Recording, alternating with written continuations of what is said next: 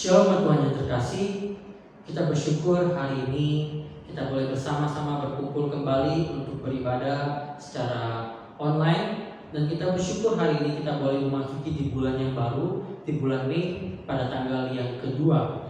Mari bersama-sama saya mengajak kita semua untuk mempersiapkan hati dan pikiran kita untuk kita boleh bersama-sama datang beribadah, memuji Tuhan dan mendengarkan firman Tuhan. Mari sebelumnya kita bersama-sama bersatu sejenak sebelum kita memulai ibadah kita pada hari ini. Mari kita berdoa. Ya Tuhan, terima kasih buat hari ini Tuhan. Kami bersyukur jika kami boleh kembali berkumpul di tempat ini ya Tuhan. Kami boleh bersama-sama beribadah, kami boleh bersama-sama memuji Tuhan. Dan kami juga bersyukur Tuhan atas setiap penyertaan Tuhan dalam setiap kehidupan kami, sehingga pada hari ini kami boleh memasuki di bulan yang baru pada tanggal yang kedua Tuhan. Tuhan, kami menyerahkan setiap ibadah kami ini Tuhan ke dalam tangan Tuhan. Biarlah Tuhan pimpin dari awal sampai pada akhirnya. Terima kasih Bapa, hanya dalam nama Tuhan Yesus. Haleluya, amin. Mari kita nyanyikan pujian Hanya Kau yang menjadi tempat jawaban.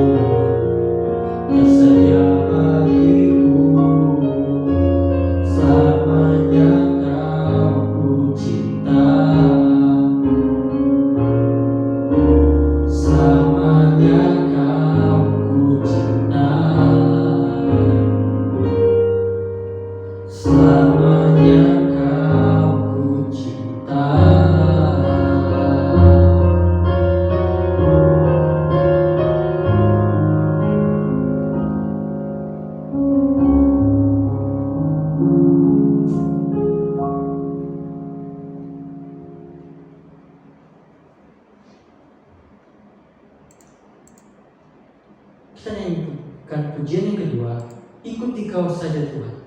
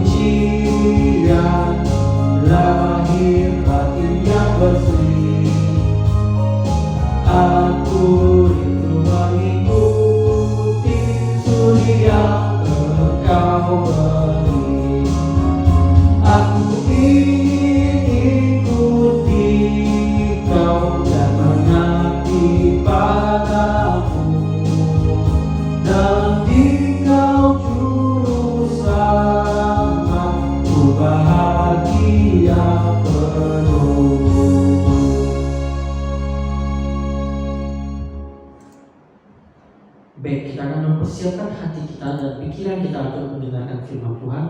Namun sebelumnya mari kita sama-sama menyanyikan pujian Firman-Mu pelita bagi kakiku.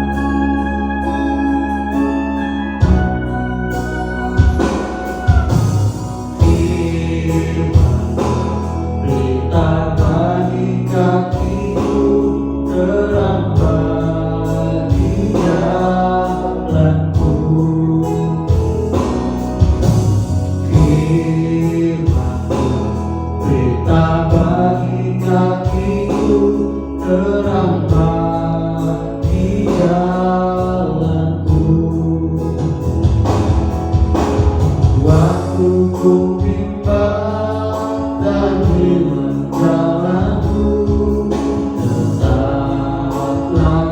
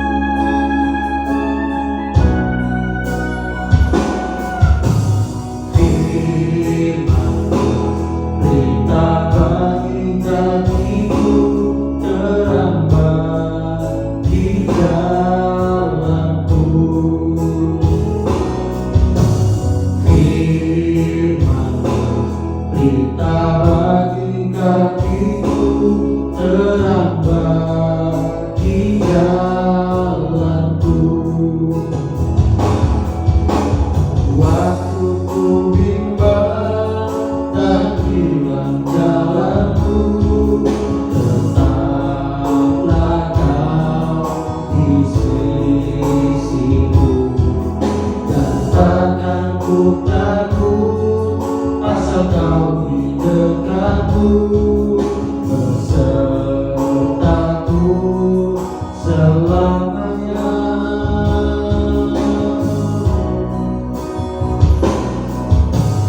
Firman-Mu berita bagi kakiku, terang bagi jalanku, terang bagi jalanku.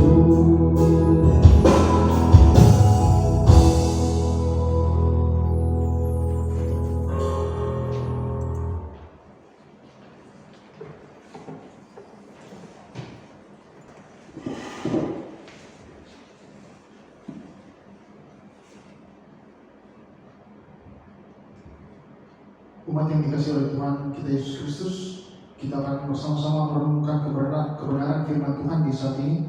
Sebelum itu mari kita berdoa.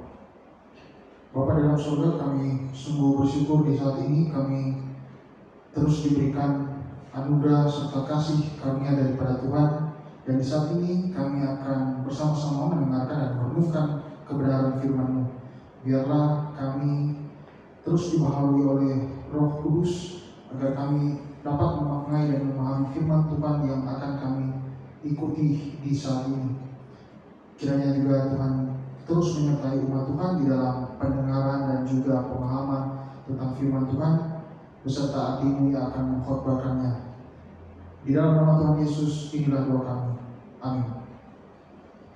Pada saat ini saya akan membacakan kebenaran firman Tuhan yang akan menjadi dasar perenungan kita di ibadah minggu saat ini, yang saya ambil di dalam kitab suci Perjanjian Baru, di dalam Injil Lukas pasal 9 ayat 23 sampai 24. Di dalam Injil Lukas pasal 9 ayat 23 sampai 24. Saya akan membacakannya untuk Bapak Ibu sekalian. Katanya kepada mereka semua, setiap orang yang mau mengikut aku, ia harus menyangkal dirinya, memikul salibnya setiap hari dan mengikut aku. Karena barang siapa mau menyelamatkan nyawanya, ia akan kehilangan nyawanya. Tetapi barang siapa kehilangan nyawanya karena aku, ia akan menyelamatkannya. Saudara-saudara yang dikasihi oleh Tuhan kita Yesus Kristus, Yesus pada waktu dia datang ke dunia, pada waktu dia berinkarnasi, misi pelayanannya ialah memberitakan kerajaan Tuhan dimanapun dia berada. Ia yang berasal dari Nazaret, sebuah kampung kecil, terus ke Galilea sampai ke Yerusalem. Dia terus memberitakan kabar baik tentang kerajaan Tuhan. Nah, saudara-saudara, kita akan mengulik bagaimana sebenarnya makna dari ayat ini yang menjadi identitas penting bagi saudara dan saya sebagai orang percaya, sebagai orang Kristen. Apakah ayat ini dimaknai kita yang hidup di sana? Apakah memikul salib, menyangkal diri menjadi suatu pedoman yang benar-benar kita hayati, yang kita lakukan sepanjang hidup kita? Saudara, Yesus sebagai guru mempunyai banyak murid. Selain ke-12 rasul, kita juga yang hidup di zaman sekarang adalah murid-murid Tuhan. Saudara dan saya menjadi murid Tuhan oleh karena belas kasihan Tuhan, oleh karena kasih dan juga anugerah Tuhan. Kita dipilih, kita dilayak oleh karena kasih Kristus sendiri. Tetapi pada perkembangannya mengalirlah dua macam murid, yang termasuk saudara yang saya, yaitu murid yang saya bagi menjadi secara lahiriah dan murid secara batinnya. Murid secara lahiriah dan murid secara batinnya. Murid-murid atau spesifikasi dari murid ini merupakan bagian dari kerajaan Tuhan di mana kita mau hidup baginya. Yang pertama yaitu murid secara lahiriah. Kita bisa mengidentifikasi tentang murid yang lahiriah. Murid seperti ini kita jumpai melalui tanda-tanda dengan motivasi, kepentingan diri, dan hal-hal materi sebagai perhatian utama dalam kehidupan religiusitasnya. Dalam kehidupan agamanya menjadi murid Tuhan, tetapi yang lahirnya dia masih mengutamakan hal-hal yang bersifat materi, yang menguntungkan dirinya, termasuk di dalam kehidupan pelayanan, termasuk di dalam kehidupan bergereja, termasuk di dalam kehidupan spiritualnya. Spiritual, dia merasa puas dengan spiritualitasnya oleh karena ada materi, oleh karena diselingkupi hal-hal duniawi yang memuaskan spiritual pikiran dan batinnya. Interaksi kehidupan keagamaan yang sehari-hari harus ada ini. Nah, saudara, murid yang lahiriah ini terkadang memakai jubah agama, terkadang mau untuk mempromosikan dirinya sendiri demi kepentingan dirinya. Murid seperti ini ingin mencapai keinginan diri, bertujuan mempunyai harapan dan kenikmatan duniawi saja. Di dalam perjanjian baru, di dalam kehidupan di mana Yesus hidup, dijumpai bagaimana banyaknya orang-orang yang mau mempromosikan demi kepentingan dirinya. Tidak, atau termasuk juga ahli-ahli Taurat atau orang-orang Farisi yang ingin tampil secara utuh, ingin tampil dengan kepentingan dipuja oleh banyak orang. Nah, saudara, kecintaan pada dirinya itu membuat orang-orang tersebut mempunyai hal-hal yang bersifat narsis atau dipakai istilah saat ini. Dan hal tersebut terkadang merembes kepada kehidupan yang tidak mau mempedulikan orang lain, kehidupan yang hanya mementingkan dirinya sendiri. Dan dalam lingkup kekristenan, di dalam kehidupan orang percaya, murid demikian hanya memakai kepercayaannya, hanya memakai kehidupan Kristennya, hanya memanfaatkan Kristus bahkan sebagai tameng bagi sikap yang berpusat pada dirinya. Egonya sangat tinggi, terlalu mementingkan dirinya sendiri, bahkan harus mengikuti kemauan dia sendiri. Kepercayaannya memang mengarah kepada Tuhan, namun tidak disertai dengan rasa cinta yang sungguh-sungguh kepada Tuhan. Tidak benar-benar memiliki kasih yang utuh kepada Tuhan, tetapi hanya mau memiliki kasih bagi dirinya sendiri. Tidak mau hidup bagi Tuhan, tidak mau melayani kerajaan Tuhan. Dan murid yang lahiriah ini mengikut Tuhan tanpa komitmen untuk menyangkal diri dan pikul salib. Ia maunya masuk surga tanpa didahului oleh pengampunan dosa. Kekristenan dipandangnya sebagai sumber keuntungan diri sendiri, dan pada akhirnya kekristenan seperti itu menjadi sumber kemunafikan. Kekristenan seperti itu menjadi kefanatikan dan akhirnya menjadi racun yang berakar dari dalam lingkup kekristenan itu sendiri, yang lama-kelamaan kalau dibiarkan akan lenyap, akan mengakibatkan suatu kehancuran, kerusakan yang sangat fatal. Tetapi saudara, tidak bisa dipungkiri bahwa telah menjadi realitas bahwa sikap-sikap tersebut dapat kita jumpai di sekitar kita. Secara sadar atau tidak sadar, bahkan saudara dan saya telah mengadopsi corak berpikir seperti itu, atau telah mengadopsi murid yang lahiriah di dalam pikiran dan hati kita.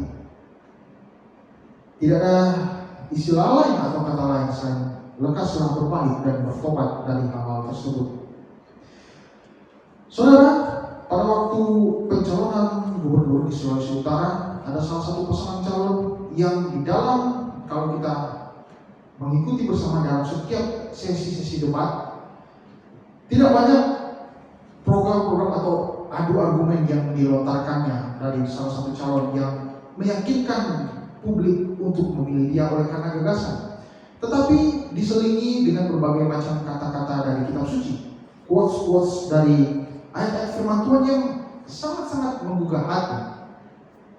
Tetapi di waktu berjalan kemudian, pada waktu saya membaca berita, salah satu calon gubernur telah terikat atau telah terindikasi adanya kasus korupsi dan sudah diproses hukum. Hal ini membuat kita bercermin bahwa untuk menonjolkan diri dengan memakai jubah agama saja akan membawa tanpa motivasi yang baik, tanpa motivasi yang benar-benar untuk menyangkal diri dan mengikut salib adalah hal yang sangat berat memang. Tetapi lebih berat lagi kalau kita memakai tameng agama demi kepentingan diri kita, betapa rusaknya diri kita, betapa berbahayanya sebenarnya kita di dalam kita hidup di tengah-tengah anggota tubuh Kristus. Setelah kita melihat, mengidentifikasi murid yang lahiriah, yang juga sebagai bagian dari kerajaan Tuhan, kita memperoleh kesimpulan bahwa tidak mau pikul salib, tidak mau menyangkal diri, mau menyelamatkan nyawanya, tidak mau kehilangan nyawanya. Dan kita akan beralih kepada hal yang berikut, yaitu murid yang batinia. Murid yang batinia ini adalah murid yang berkebalikan dari murid yang lahiriah di dalam lingkup murid Kristus. Murid yang batinia adalah murid yang dikaruniai hati yang baru oleh Tuhan, terus diubahkan oleh Tuhan, terus bersifat dinamis hatinya untuk terus mau sujud dan taat setia kepada Tuhan. Iman yang ia hidupi menyatakan penyerahan diri dan pencarian akan kehendak Tuhan saja. Dan setelah dia mencari kehendak Tuhan, dia implikasikan, dia terapkan di dalam kehidupan sehari-hari untuk menyatakan cinta kasih bagi sesama. Pencarian akan kehendak Tuhan juga kita temukan di dalam tokoh-tokoh di dalam kitab suci. Stefanus, Petrus, Paulus, dan lain sebagainya adalah contoh-contoh murid batini yang selalu melihat keagungan Tuhan. Walaupun mempunyai banyak musuh atau orang-orang di sekitarnya yang tidak menyukai mereka, mereka tetap gigih untuk memberitakan tentang Kristus Yesus. Walaupun mereka tidak pernah hidup dengan senang menurut ukuran duniawi. Bagi murid yang batinia, seperti yang dikatakan di dalam Filipi 1 ayat 21, hidup adalah Kristus dan mati adalah keuntungan, merupakan suatu fondasi yang harus dimiliki oleh murid yang mau mempunyai pikiran dan hati yang batinia. Murid Kristus seperti ini rela memikul salib dan menyangkal diri. Ia mengikut Tuhan dengan motivasi yang murni dan selalu mengabaikan kepentingan diri sendiri. Ada seorang rektor atau profesor di dalam teologi, 3 kali menjabat sebagai rektor, yang seharusnya membuat dia hidup nyaman dengan berbagai macam fasilitas yang ia dapat. Uang dari berbagai macam penelitian, honor gaji, dan juga tunjangan-tunjangan lainnya seharusnya membuat profesor tersebut hidup dalam kelimpahan. Tetapi dalam realitas sehari-harinya dia tetap hidup sederhana. Gelar profesor, jabatan profesor, atau ilmu teologi yang dia miliki yang sangat tinggi tidak menjamin bahwa dia mau untuk hidup enak. Dia malah menyatakan cinta kasih dengan menolong sesama. Apa yang ada di dalam dirinya dia tidak pedulikan, tetapi dia mau menolong orang lain. Mahasiswa-mahasiswa, rekan-rekan pengajarnya dia tolong karena dia melihat bahwa dia mau meneladani apa yang telah Yesus lakukan sewaktu Yesus ada di dunia, yaitu menyatakan cinta kasih bagi sesama. Dia ingin menyangkal diri dan memikul salib. Ini adalah suatu kebalikan dari orang-orang yang mau menunjukkan diri dengan berbagai macam hal duniawi yang ada di dalam kehidupan mereka. Mengikut Tuhan dengan motivasi yang murni dan mau untuk taat dan setia kepada Tuhan. Apa yang dicari adalah nilai kerajaan surga, bukan kerajaan menurut ukuran dunia. Di dalam doa Bapa kami yang diajarkan Yesus sangat jelas bahwa dikatakan, datanglah kerajaanmu, jadilah kehendakmu di bumi seperti di sorga.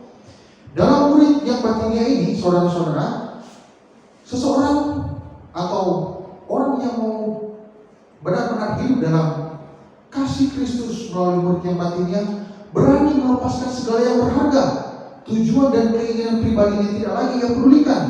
Semuanya itu demi untuk kerajaan Tuhan. Ia melakukannya tanpa mengharap imbalan apapun.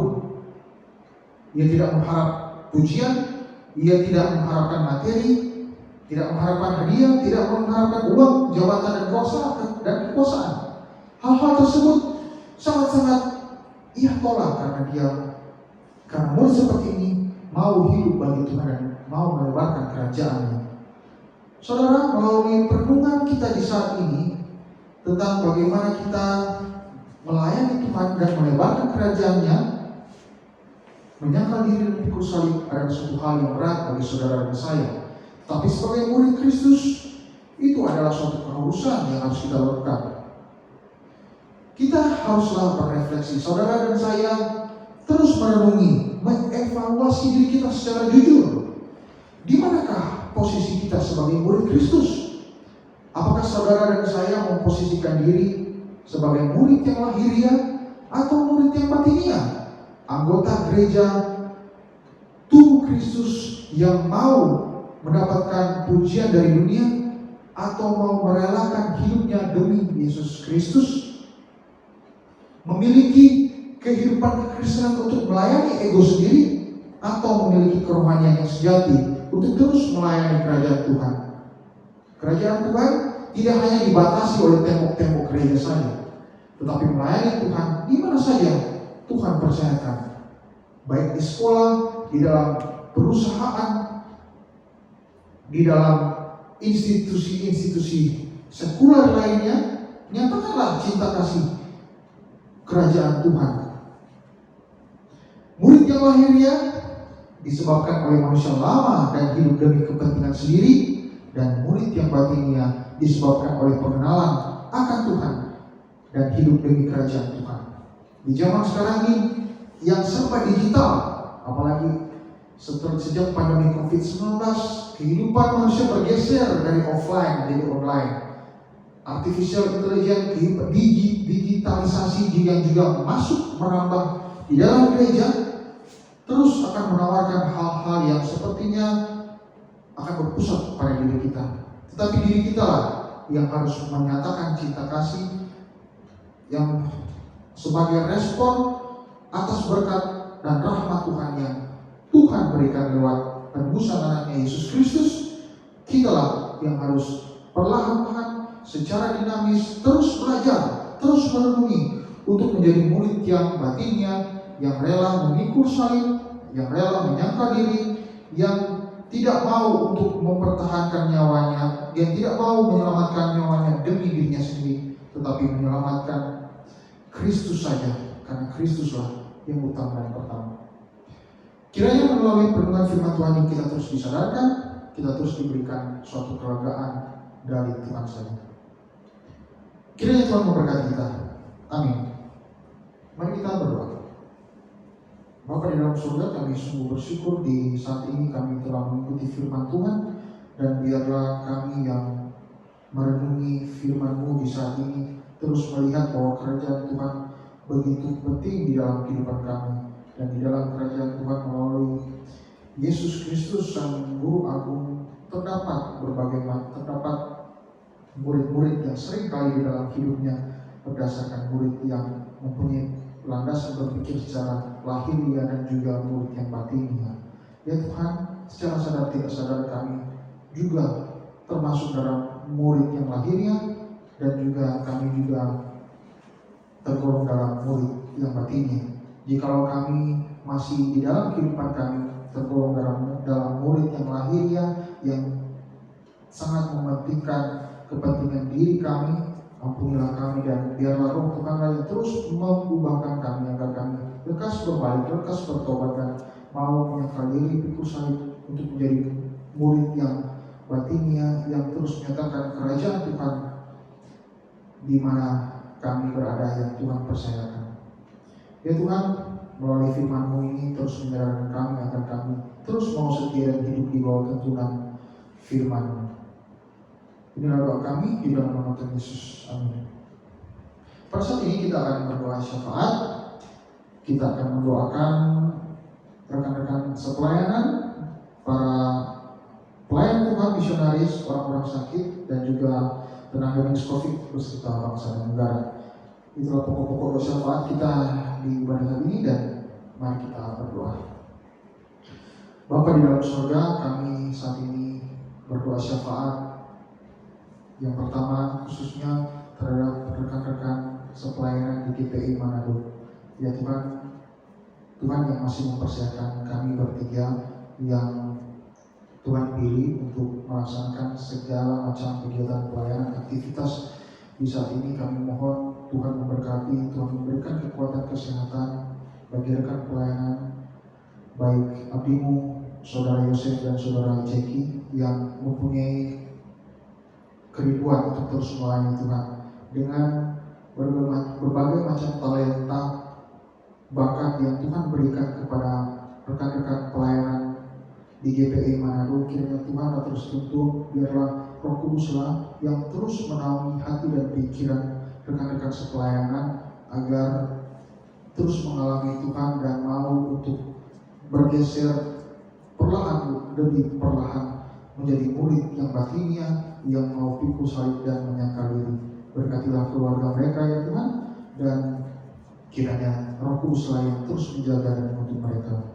Kami juga berdoa ya Tuhan buat umat Tuhan, anggota gereja, keluarga dari simpatisan GPI Manado yang mengikuti maupun yang tidak sempat mengikuti ibadah online GPI Manado. Kiranya Tuhanlah juga yang memberkati, menyertai agar kehidupan mereka pun terus diberikan berkat rahmat daripada Tuhan saja, dan apapun pergumulan yang anggota gereja simpatisan alami, kiranya semua itu hanya di dalam kedaulatan dan kegemaran Tuhan sebagai suatu pembelajaran iman agar anggota dan simpatisan gereja terus mau dekat kepada Tuhan saja. Berkatilah mereka terus ya Tuhan. Kami juga berdoa buat GPI secara sinodal dan juga GPI yang ada di seluruh Nusantara. Tuhan juga memberkati dan terus memberikan suatu perputaran daripada Tuhan untuk menyingkirkan hal-hal yang tidak baik dan terus merestorasi hal-hal yang tidak berkenan di mata Tuhan, dan agar GPI secara sinode ini terus mampu untuk bangkit dan lebih melayani lagi Tuhan, khususnya di situasi yang serba terhenti oleh karena akibat pandemi COVID-19. Tetapi ya Tuhan, sinode GPI dan juga gereja-gereja lokal yang ada di seluruh Indonesia tetap bersemangat untuk menyatakan cinta kasih Tuhan melalui pewartaan firman Tuhan yang sangat-sangat mampu untuk mentransformasi hati dan pikiran seluruh anggota gereja, seluruh pengurus dan juga orang-orang yang melayani di dalamnya, baik secara sinode maupun di dalam gereja-gereja lokal. Tuhan memberkati mereka. Kami juga berdoa ya Tuhan buat umat Tuhan yang sedang mengalami sakit atau orang-orang yang sedang mengalami kelemahan tubuh. Tuhan sembuhkan mereka melalui pengobatan medis, obat-obatan perawatan. Kiranya Tuhanlah yang menjamah tubuh mereka yang lemah. Begitupun kami berdoa buat lansia atau opa nenek kakek yang masih tidak di hari tua mereka, yang merasakan sakit atau ingin terus menikmati hari-hari tua mereka di dalam kehidupan yang masih Tuhan percayakan. Tuhan memberikan kesenangan dan juga penghiburan bagi mereka agar mereka boleh menikmati karya Tuhan di masa tua mereka. Tuhan memberkati mereka. Kami juga berdoa ya Tuhan untuk pasien COVID dan juga tenaga medis yang terus berjuang untuk melepaskan pandemi COVID-19 ini. Kami tahu ya Tuhan, di luar negeri, khususnya di India, semakin melonjak angka penularan COVID-19 dan juga telah masuk di beberapa daerah di Indonesia. Ya Tuhan, kami mengaku adanya kelonggaran yang membuat kami lengah dan juga adanya proses vaksinasi. Kami berdoa ya Tuhan, biarlah proses vaksinasi dan juga tenaga medis yang terus melawan COVID-19 ini terus Tuhan kuatkan dan memberikan kekuatan kesehatan dan juga kemampuan agar COVID-19 semakin reda dan para dokter tenaga medis dapat melaksanakan tugasnya dengan baik. Kami juga berdoa buat bangsa dan negara kami, Indonesia yang kami cintai. Biarlah Tuhan menyertai bangsa dan negara Indonesia ini dengan berbagai macam kepelbagaian, kemajemukan yang ada. Biarlah toleransi yang ada, saudara bersaudara di dalam Tuhan segala yang mengikatkan hati dan pikiran yang berbeda, kepercayaan yang berbeda, golongan kultur budaya, satu hati di dalam wajah Indonesia. Berkati para pemimpin, presiden, wakil presiden, jajaran menteri, pemimpin daerah, agar Tuhan memberikan suatu hal yang baik di dalam memimpin rakyat Indonesia di tengah berbagai macam tantangan perubahan yang ada. Ya Tuhan, inilah syafaat kami, inilah doa permohonan kami. Doa ini akan kami akhiri dengan doa Bapa kami. Bapa kami di surga, dikuduskanlah namamu, datanglah kerajaanmu, jadilah kehendakmu di bumi seperti di surga. Berikanlah kami pada hari ini makan kami secukupnya, dan ampunilah kami akan kesalahan kami, seperti kami juga mengampuni orang salah pada kami. Dan janganlah membawa kami ke dalam percobaan, tapi lepaskanlah kami daripada jahat, karena Engkau punya kerajaan, kuasa dan kemuliaan sampai selama-lamanya. Amin. Umat yang dikasihi oleh Tuhan kita Yesus Kristus, kita akan mengakhiri ibadah online atau ibadah minggu GPI Manado secara online saat ini dengan doa berkat. Kita akan menerima berkat. Kiranya kasih karunia dan damai sejahtera dari Bapa di sorga, anugerah kebenaran dari Sang Anak yaitu Yesus Kristus, serta persekutuan dari Roh Kudus kiranya menyertai dan memberkati saudara-saudara sekalian mulai saat ini sampai selama-lamanya. Amin.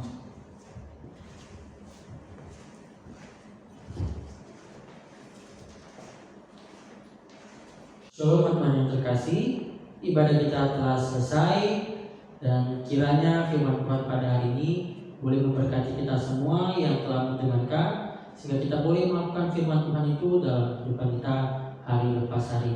Kiranya Tuhan Yesus memberkati kita semua, tetap menjaga kesehatan dan tetap menjaga protokol yang telah diberikan oleh pemerintah. Tuhan Yesus memberkati kita semua. Shalom.